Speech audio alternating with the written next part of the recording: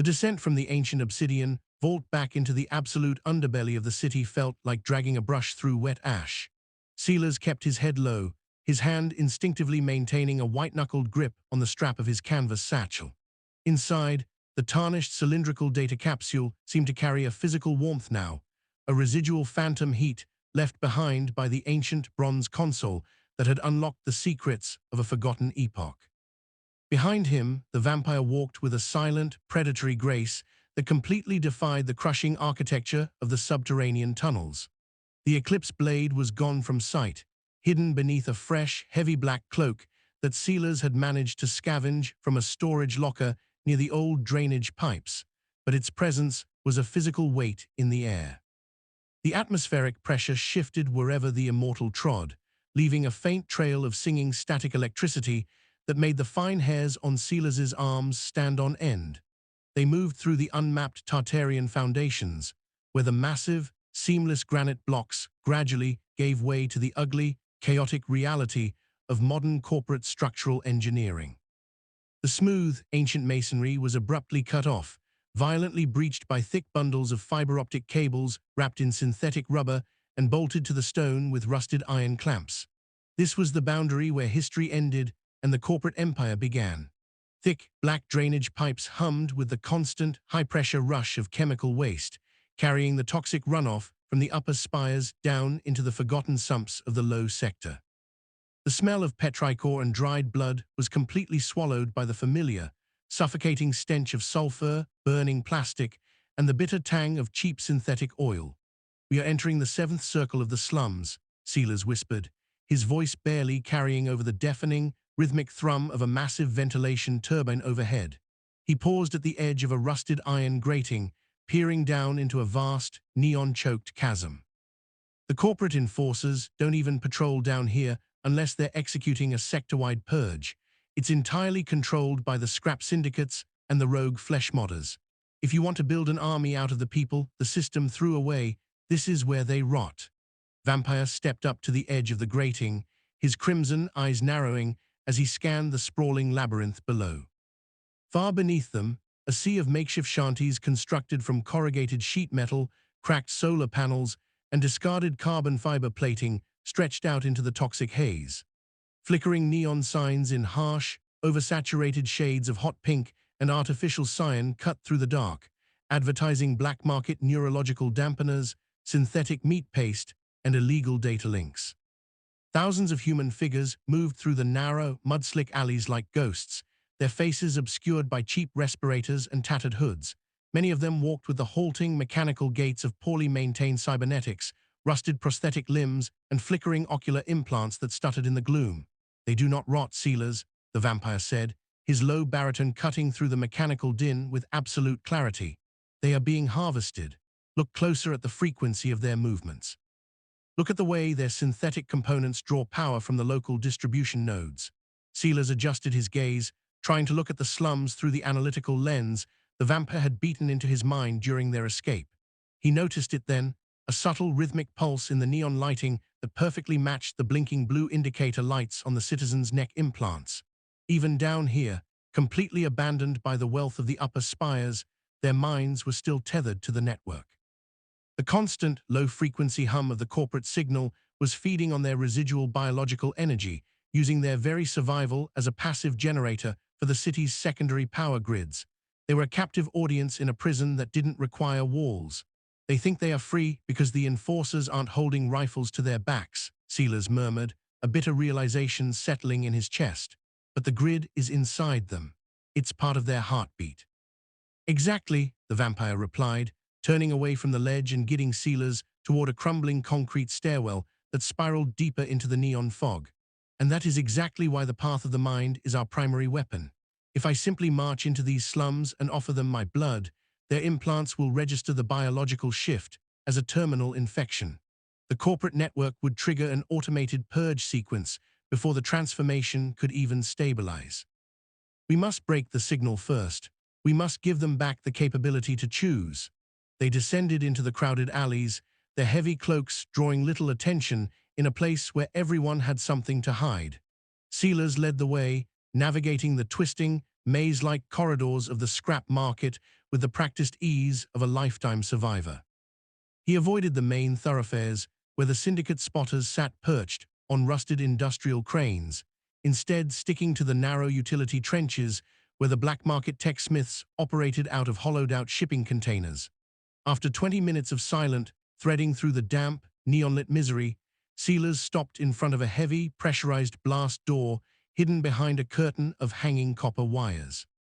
The door was marked with a faded, spray-painted symbol of an open eye with a slash running through the center, the universal mark of the blind grids, an underground network of outcasts who had deliberately blinded their corporate implants using localized electromagnetic pulses.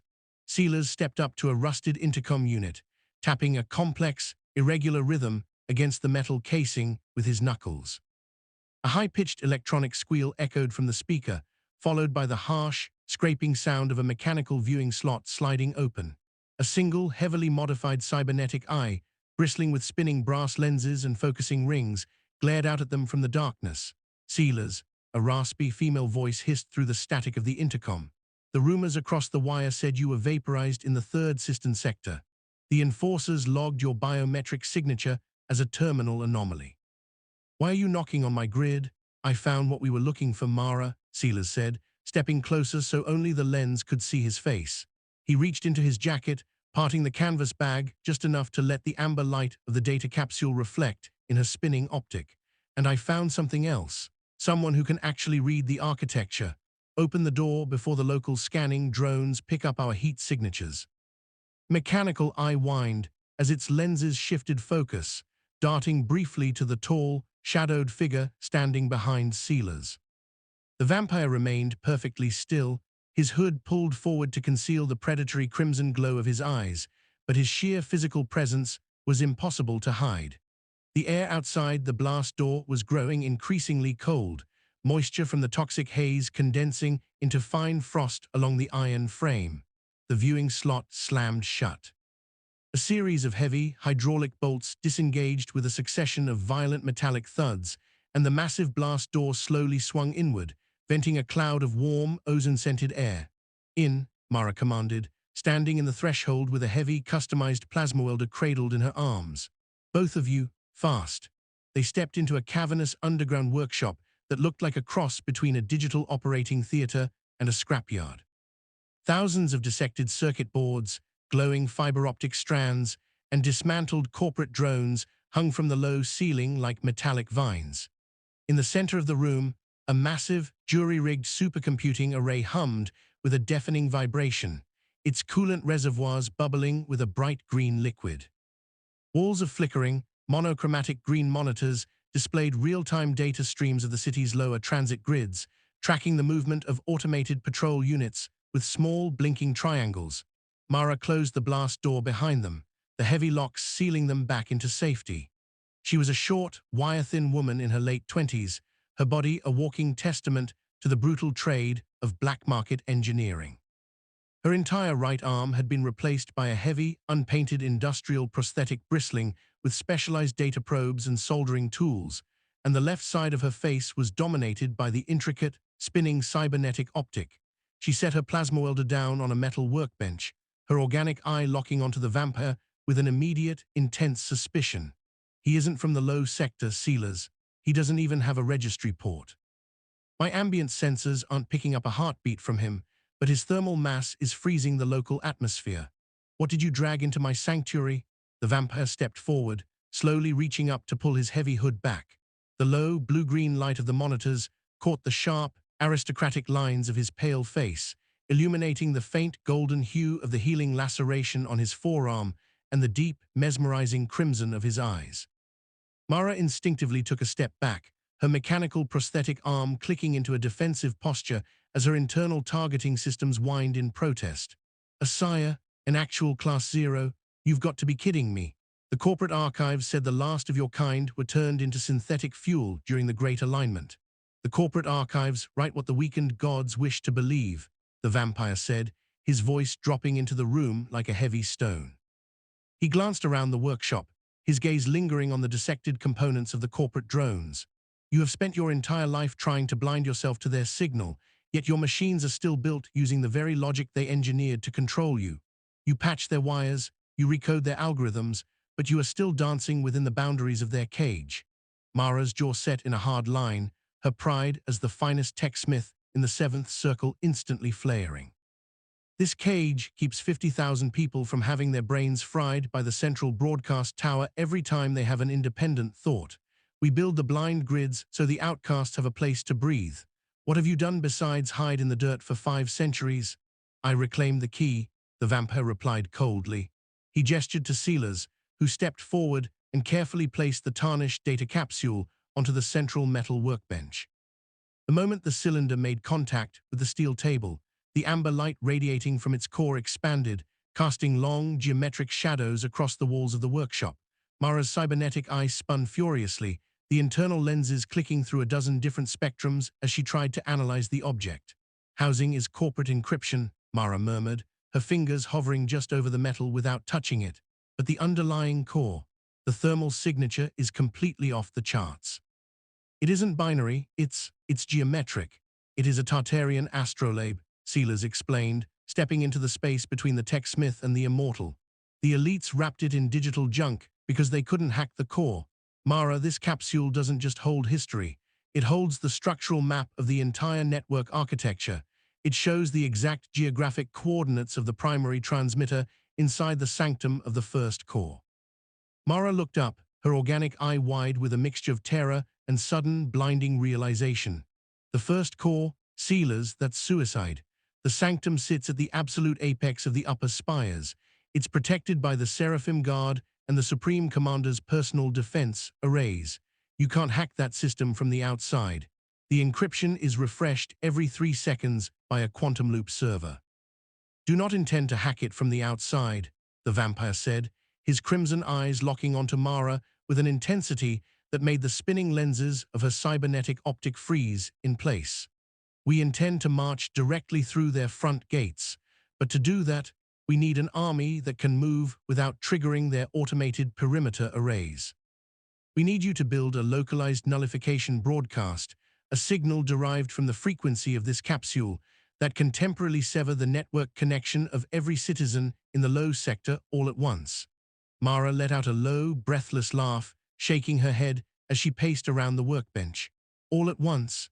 Do you have any idea how much power that would require? To drop the signal across 5 sectors simultaneously, I would have to tap directly into the main geothermal distribution line beneath the scrap market. The moment I pull that much current, the celestial network will register the power spike and send an entire division of enforcers to wipe us off the map. Then we give them a war they are not programmed to fight, the vampire declared, stepping up to the workbench and placing his pale hand right beside the capsule. The Seraphim Guard has already tracked me to the catacombs. They know I have the blade. Their scouts are already searching the upper levels of the slums. We do not have days, Mara. We have hours. If we do not strike now, they will systematically purge the 7th circle block by block until they find us. Silas watched the conflict playing out across Mara's face. He knew what she was thinking. She had spent years building this sanctuary, protecting her small community of blind grid outcasts by remaining invisible, blending into the background radiation of the slums. Asking her to turn on a massive power beacon was asking her to burn down everything she had ever built. Mara, Silas said softly, his voice carrying the genuine weight of a peer who had bled in the same trenches. They are already expanding the excavation zones. They blew up the ancient cisterns today. They aren't going to let us stay hidden in the dark anymore. The illusion is fracturing. If we don't wake the others up now, there won't be a low sector left to protect. The techsmith stopped packing. Her organic eye looked at Silas, seeing the transformation in the young scavenger, the complete absence of the fear that usually defined the citizens of the slums. She looked back at the vampire, whose hand remained steady beside the ancient key. Slowly, her mechanical arm clicked, the soldering tools retracting as she extended a fine data probe from her index finger. If I do this, if I patch this capsule into my supercomputing array and tap the geothermal line, I can give you 30 seconds of absolute silence across the lower grid, 30 seconds where every implant goes completely dead and every drone loses its targeting reference. But after those 30 seconds are up, the system will reboot with a localized feedback loop that will burn out my servers and turn this entire workshop into a blast crater. 30 seconds is all the time my blood requires to speak, the vampire replied, a dangerous, resonant tone returning to his voice. Fine, Mara spat, her jaw tightening as she lunged toward the main control console of her supercomputer. She began flicking heavy, analog switches, her mechanical arm flying across the interface with blinding efficiency. Sealers, get to the primary terminal and prepare the structural overlay from the capsule. We're going to have to manually map the geothermal shunt before the enforcers realize which sector is drawing the load. Sealers sprinted to the secondary monitor wall, his fingers flying across a rusted keyboard as he integrated the capsule's data stream with the local grid maps. The monochromatic green screens flashed violently, the binary code peeling away as the ancient, golden geometric maps from the vault began to overlay themselves onto the modern city grid. The synchronization was terrifyingly perfect. The modern corporate spires were built directly atop the natural energy nodes of the old world, like parasitic ticks swollen with stolen power. Got the shunt coordinates, Sealers yelled over the rising whine of the supercomputer's cooling fans. The primary distribution valve is located directly beneath the old scrap milling refinery 3 blocks east. It's automated, but the manual override is locked behind a hydraulic pressure seal. Can override the pressure seal from here using a localized code spike, Mara shouted back, her cybernetic optics spinning as she monitored the rising power levels.